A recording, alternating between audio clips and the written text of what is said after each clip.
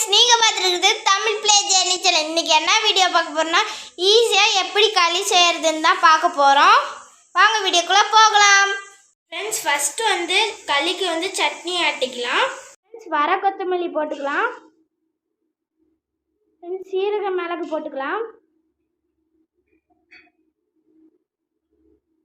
Friends வரமிளகா போட்டுக்கலாம்.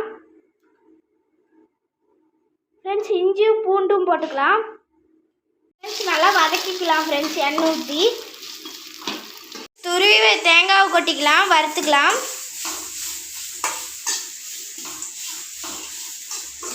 கடலைக்கொட்டை சேர்த்துக்கலாம். ஆறட்டும்.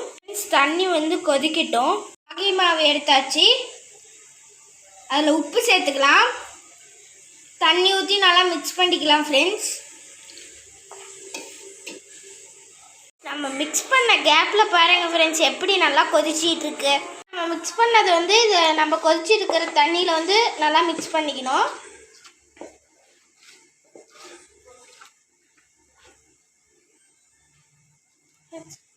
ஃப்ரெண்ட்ஸ் நல்லா மிக்ஸ் பண்ணிக்கலாம். விடாத நல்லா கிண்டிக்கிட்டே இருக்கலாம். நல்லா மிக்ஸ் பண்ணிக்கலாம். இதுலேருந்து இந்த குண்டாக்கு மாற்றிக்கலாம். இட்லி பாத்திரத்தில் தண்ணி ஊற்றி வேக வச்சுக்கலாம். சட்னி தாளிச்சிக்கலாம்.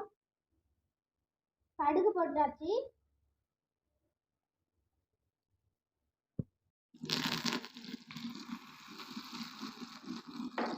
இது 20 நிமிஷம் நல்லா வெந்துருச்சு. ஃப்ரெண்ட்ஸ் இது ஒரு பிளேட்டில் போட்டுக்கலாம். சட்னி ஊற்றிக்கலாம். களி ரெடி ஆயிடுச்சு.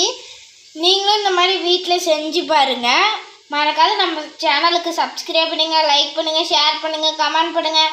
Bye friends.